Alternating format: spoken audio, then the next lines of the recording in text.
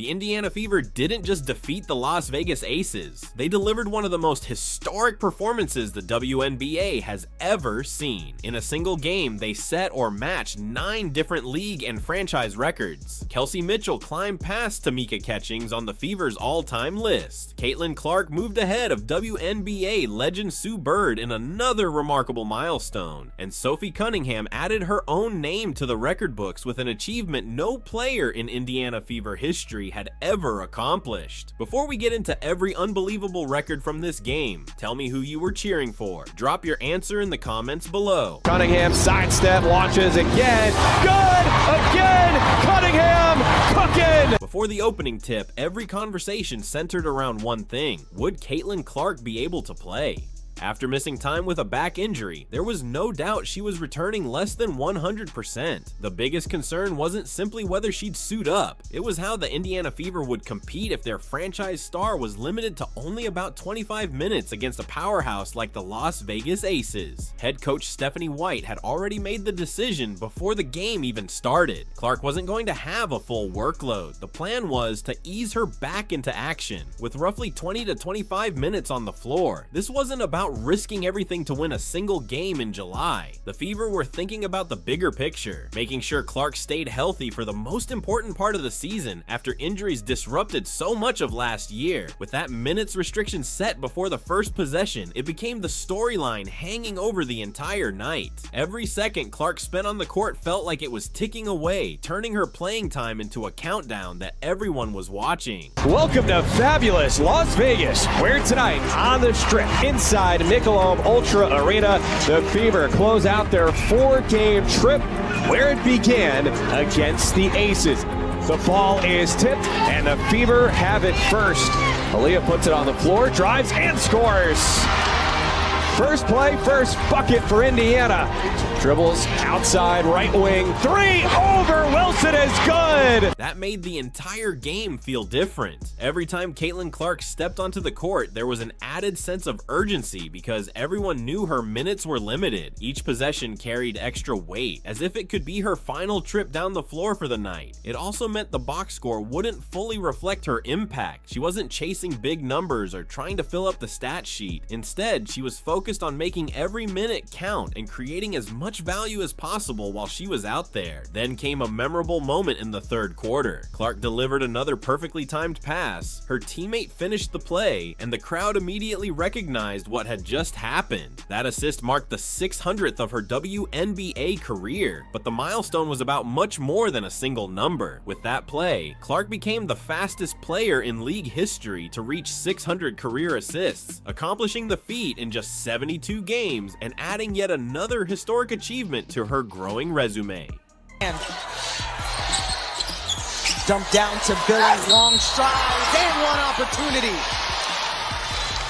So both Passat and Gray staying off of that ball. To understand how remarkable that accomplishment is, look at the player she surpassed. Sue Bird, the WNBA's all-time assists leader, built her legendary career over nearly 20 seasons, consistently creating opportunities for her teammates year after year. Clark, on the other hand, reached the 600 assist milestone before most players have fully established themselves in the league. She accomplished it in just 72 career games, despite missing a significant portion of her second season because of injury. That's what makes an assist milestone so unique. Scoring records highlight a player's ability to put points on the board, but assist records measure something different. They reflect vision, decision-making, and the ability to elevate everyone else on the court. Every assist represents a teammate getting an easier scoring opportunity because of one player's playmaking. No one in WNBA history has reached that level of impact faster than Caitlin Clark, making this record about far more than just another number in the record books. 19 points, she gets some early tick here today. Clark threads the needle, down to Timpson, tough finish. So exactly what Chelsea told Ashley about getting downhill, and that was off of a screening act.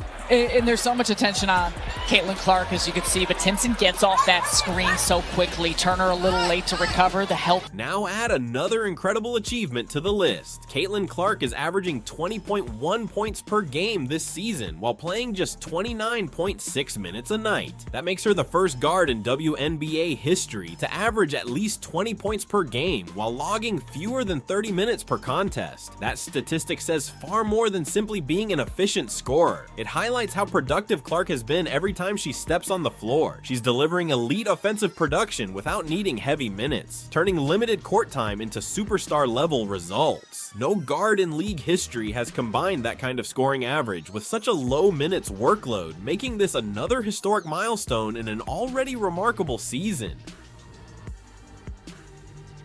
Clark missed the last game, managing that back. Here's the goal! Wire-to-wire victory. Last night never trailed. Right now they do. Here's Caitlin. And just continuing to step back and you see how far out Wilson is on her, still with the hand up. Clark missed the last game, managing that back. Here's the goal! Here's what makes the situation so fascinating. The more carefully the Indiana Fever manage Caitlin Clark's workload, the more impressive her numbers become. By limiting her minutes to keep her healthy, she's still producing at an elite level, causing her efficiency to stand out even more. Fewer minutes, nearly the same production, and the statistics start looking almost unbelievable. That's what makes her performance so remarkable. Even with a restricted workload, Clark continues to rewrite the record books, proving that elite impact isn't always measured by how long you're on the floor. It's measured by what you accomplish while you're there. Feel good. Had a hard workout day after the Phoenix game, felt great there, and then obviously we had practice yesterday, so feel ready to go, and I'm excited to play 25 minutes and excited for my spurts to be a little bit longer, so that should be fun. While Caitlin Clark was making headlines with another historic milestone, another Indiana Fever star was putting together a record-breaking performance that didn't receive nearly the attention it deserved. Kelsey Mitchell delivered 27 points, yet somehow her incredible night was overshadowed by everything else happening around her. That's been the story of Mitchell's career. She isn't focused on creating viral moments or grabbing headlines. She lets her game do all the talking. Possession after possession, she continued doing what she has always done, putting the ball in the basket and helping her team win. As fans watch Clark add another chapter to her remarkable career, Mitchell was quietly writing history of her own. She kept climbing the Indiana Fever record books with every bucket, but it took the graphics on the broadcast before many people even realized what she had accomplished. By the time the milestone appeared on screen, Mitchell had already cemented another unforgettable moment in one of the best performances of the night. Kelsey waiting for the right time. Oh, that was off the strip. Gray recognizes time is winding down. Kelsey Mitchell averages 8 points in the second quarter, finished with 11. I'll tell you this much, Kelsey Mitchell is cold. Look at her surveying the floor. Shouldn't need the screen, just steps right into that three-point shot last 6 games. Kelsey Mitchell's first milestone of the night was a major one. She appeared in her 300th career game with the Indiana Fever, moving into second place in franchise history for games played. The only player ahead of her is Fever legend Tamika Catchings, a name that represents excellence throughout Indiana basketball. Reaching second on that list is an achievement that speaks to Mitchell's consistency, durability, and long-term impact on the organization, but she wasn't finished making history. Mitchell also knocked down the 729th three-pointer of her WNBA career, moving past Katie Douglas for 7th place on the league's all-time three-point list. That's elite company. The players ahead of her are some of the greatest shooters the WNBA has ever seen, athletes who helped shape the league across multiple generations. By climbing past another legendary name, Mitchell added yet another remarkable accomplishment to an already unforgettable night. Mitchell, I mean, just look at the Jets. Hasn't even put them on full throttle yet. She's looking for something. Count it. Kelsey Mitchell has got gears. She has 6 straight games with 20 or more points. Over the course of that, over 27 points per game. It's because she can score at all 3 levels. The reason Kelsey Mitchell keeps climbing the record books isn't because of one explosive performance. It's because she delivers at a high level every single game. Her success is built on consistency, showing up night after night, staying in rhythm, and continuing to produce no matter who is standing on the other side of the court. That consistency has now created another historic milestone. Mitchell has scored in double figures in 38 consecutive games, setting a new Indiana Fever franchise record by surpassing Tamika Catching's previous mark. Even more impressive, the streak was still alive after this game. Take a moment to appreciate what that really means. Maintaining that level of production game after game is incredibly difficult in a league where every opponent builds a defensive game plan to slow you down. There are no easy matchups, yet Mitchell has continued to reach double digits regardless of the defense, proving that her reliability is every bit as impressive as her scoring ability. For all of these players, this matters. And Becky Hammond said future Hall of Famers on this floor tonight. No lies told. Mitchell off balance. She is in double figures. As if that wasn't enough, Kelsey Mitchell added another remarkable achievement to her resume. This game marked her 6th consecutive outing with at least 25 points, giving her the 3rd longest streak of its kind in WNBA history. Only 2 players have produced longer runs. Tina Charles reached 7 straight 25-point games in 2021, while A'ja Wilson holds an even longer streak with 8, set in 2024. That's what makes this milestone even more interesting. The player Mitchell is now chasing on the all-time list was standing on the opposite side of the court. While the Indiana Fever were dominating the Las Vegas Aces, Mitchell was simultaneously moving closer to one of A'ja Wilson's historic marks. It turned an already lopsided victory into an even more memorable night, as the Aces not only suffered a blowout, but also watched an opposing star inch closer to one of their franchise players' most impressive accomplishments. Kelsey Mitchell is cold. She's the fastest player in the league with the ball in her hand. She is the fastest guard I've ever seen in my life. I don't really think there's anyone in the league that can keep Kelsey Mitchell in front. And lays it in! Mitchell puts the Fever in front with 10 seconds to play. With her quickness, the speed, explosiveness, and strength. Retreats, step back 3, it's scored! Kelsey Mitchell with a big one. It's the 38th game in a row for Kelsey Mitchell, scoring double-digit points, passing Tamika Catching's record. 6 straight games with 20 or more points. Over the course of that, over 27 points per. When you put everything together, Kelsey Mitchell walked away from this game with 4 major milestones to her name. She reached 300 career games with the Indiana Fever, climbed to 729 made 3-pointers for her career, set a new franchise record with 38 straight games scoring in double figures, and extended her streak of 6 consecutive games with at least 25 points. That's 4 significant franchise and league achievements in a single night, yet she still wasn't the player everyone was talking about after the final buzzer. That's the reality of Kelsey Mitchell's career. She continues to make history without demanding the spotlight, letting her production speak louder than the headlines. What's even more surprising is that she wasn't the most efficient scorer on Indiana's roster that night. That honor belonged to a player who came off the bench and delivered a performance unlike anything the Fever franchise had ever seen. Mitchell's records were built through years of consistency and hard work, but what happened next unfolded in just one game, and it involved a statistical category that many fans rarely pay attention to until someone rewrites the record books.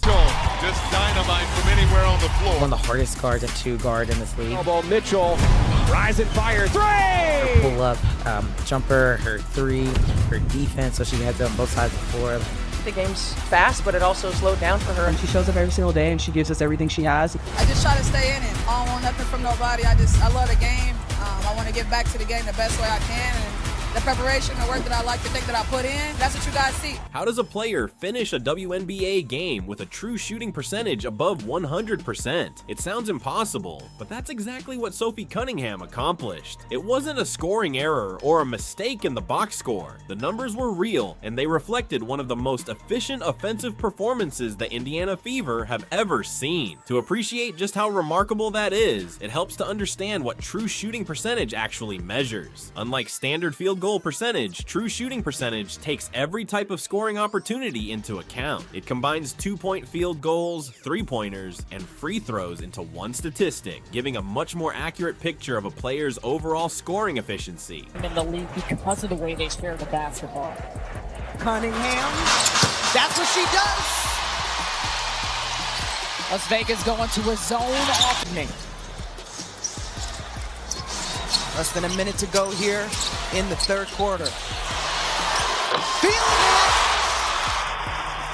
She gets hot quickly. The numbers from Sophie Cunningham's night were nothing short of remarkable. She finished with 20 points while knocking down 6 of her 7 3-point attempts, missing just once from beyond the arc all game. That incredible efficiency earned her the most efficient 20-point performance in Indiana Fever franchise history, surpassing every outstanding shooting display recorded by players who have worn a Fever uniform. But this wasn't simply a one-game hot streak. Cunningham has been one of the league's most reliable perimeter shooters since arriving in Indiana in 2025. During that span, she's connected on 43.3% of her 3-point attempts, a percentage that ranks first among all WNBA players over the same period. Think about what that means. Across a league filled with elite long-range shooters, Cunningham has been the most accurate of them all since joining the Fever. This historic performance wasn't an outlier. It was another example of the elite shooting ability she has consistently brought to Indiana. And there's something to say for a team that goes through adversity. At times, it can bring you closer together. Cunningham, feeling it. She's hunting them now. You don't want that. Cunningham drills it. What's even more impressive is that Sophie Cunningham continues to raise the bar. This season, she's shooting 43.5% from 3-point range, the highest mark of her career. In other words, the league's most accurate 3-point shooter since arriving in Indiana is somehow becoming even more efficient. That gave Cunningham 2 major accomplishments from this game alone. She produced the most efficient 20-point performance in Indiana Fever franchise history, while continuing the best 3-point shooting stretch of any player in the WNBA since joining the Fever. That balanced attack led to another milestone. The victory became the second largest winning margin in Indiana Fever franchise history, adding yet another record to an unforgettable night. By this point, the Fever had already piled up 9 different franchise and league milestones, and there's still one more unbelievable record left to uncover. Boston keeps it for herself, attack mode, and scores. Aaliyah Boston is a huge part of that. Let's talk about matchups. Aaliyah Boston made her presence felt on both ends of the floor. She spent much of the night battling Aja Wilson defensively, helping make life difficult for one of the league's biggest stars, while still putting together an outstanding performance of her own. Boston finished with 19 points and 11 rebounds, delivering a dominant double-double without sacrificing her defensive responsibilities. That wasn't the performance of someone simply playing a supporting role. It was the kind of all-around game you expect from a cornerstone player, impacting the matchup on defense while producing at a high level offensively. Indiana's depth showed up as well. Ty Harris came off the bench to score 10 points, and Monique Billings added 10 of her own, giving the Fever valuable production from their second unit. Neither player needed flashy moments or big celebrations. Their contributions were obvious to anyone who looked at the final box score, which reflected a complete team effort from top to bottom. She was looking. A little change of pace. And Harris was pivotal in the win against Phoenix. Drills her first shot. A big reason why is how she's been knocking down 3-point shots with consistency, nearly 40% from deep. This is what should have the rest of the WNBA paying attention. Indiana's success wasn't built around one superstar carrying the entire team. Instead, it came from a complete roster playing together at an incredibly high level. Every player embraced her role. The offense flowed from one possession to the next, and the Fever looked more like a connected unit than a team relying on individual brilliance. That's the kind of performance that can become a serious problem for the rest of the league. When multiple players are producing, defending, and making winning plays at the same time, Indiana becomes far more difficult to stop than a team built around a single star. And while the Fever were busy collecting 9 different franchise and league milestones, another record quietly appeared in the very same box score. This one belonged to the Las Vegas Aces, and unlike Indiana's achievements, it's the kind of record they'll probably hope everyone forgets. Indiana has done this a few times. Gotten the basketball out of the rim quickly. Cunningham sets her feet. 3 for her. And that was a deep one. And for Sophie Cunningham, who shot so well from 3 on the season in the last. Now let's get to the final record. And unlike the other 9, this one doesn't belong to the Indiana Fever. It belongs to the Las Vegas Aces. And it's a milestone no team wants attached to its name. Just 1 game earlier, the Aces completely overwhelmed the Phoenix Mercury, winning by an astonishing 48 points. It was the type of dominant performance that had people talking about Las Vegas looking like a championship favorite once again. Then everything changed. And I wonder if I could ask you one other question about Mitchell. You've coached against her for a while. She's on a stretch now where I think she has 6 games of 25 points or more, and you talk about speed. Is that a big part of why it is so difficult to guard her, how quick she is? Yeah, I mean, her motor combined with her skill set it's just hard. She's super fast. She never quits moving. They set a ton of screens for her. I don't know if they're all legal, but she gets a lot of screens. Take a moment to think about how dramatic that turnaround really was. This wasn't simply an off shooting night or a game where things got away from Las Vegas in the second half. Going from a 48-point victory to a 34-point defeat represents a complete reversal in performance. In the span of just a few days, a team that looked nearly unstoppable suddenly found itself on the wrong side of one of the most lopsided losses imaginable. When Aja Wilson addressed the media, she pointed to the officiating as part of the discussion. She suggested that the whistle favored Indiana throughout the night, raising concerns about the way the game was called and implying that the Fever benefited from those decisions. Becky touched on the reviews in this game and maybe how they impacted the pace. I'm wondering, as a player on the court, how does that impact the flow of the game, and is it a little frustrating, or do you even pay attention to it? Yeah, I honestly don't pay attention to it, and of course reviews and everything is going to get in the way, but at the same time we shouldn't even be putting ourselves in situations to have to be reviewed. Even though some calls may be a little skeptical. Head coach Becky Hammond took a different approach when discussing the loss. Rather than focusing on the officiating, she pointed to the demanding schedule as a major factor. Hammond explained that playing 3 games in 4 days had taken a toll on her team, especially against an Indiana Fever squad that constantly pushes the pace. In her view, facing one of the league's fastest offenses with limited recovery time placed enormous pressure on the Aces from start to finish. I don't like posting her. I kind of like her in mid-range. I like her in space. To sit there and bang against Aaliyah Boston for 40 minutes is really hard on somebody's body, especially when they allow the physicality that they do. And that team was more physical than us.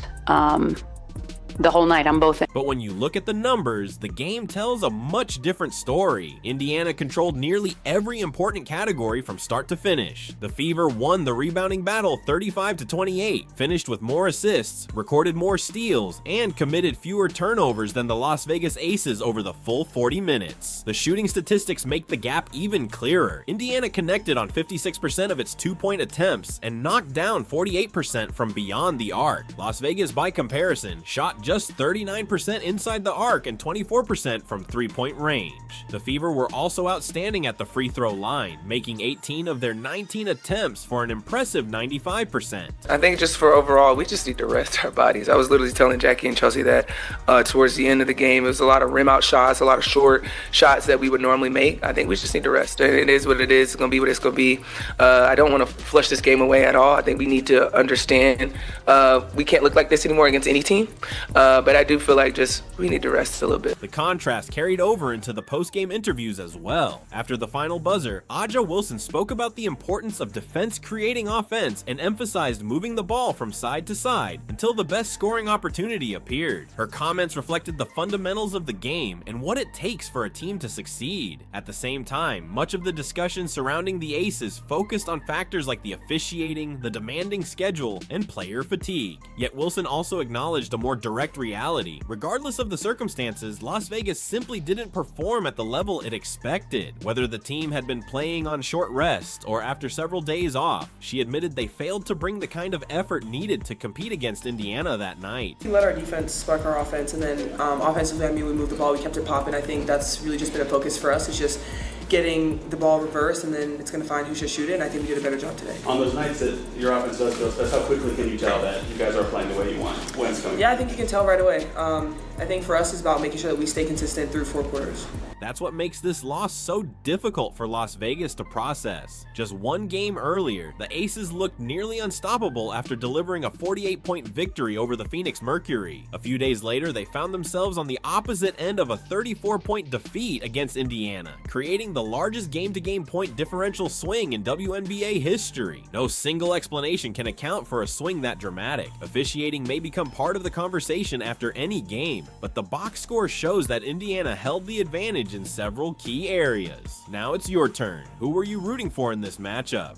Share your thoughts in the comments below. If you enjoyed this breakdown, be sure to like the video, subscribe to the channel, and turn on notifications so you never miss the latest WNBA news, game analysis, and breaking stories. Thanks for watching, and I'll see you in the next video.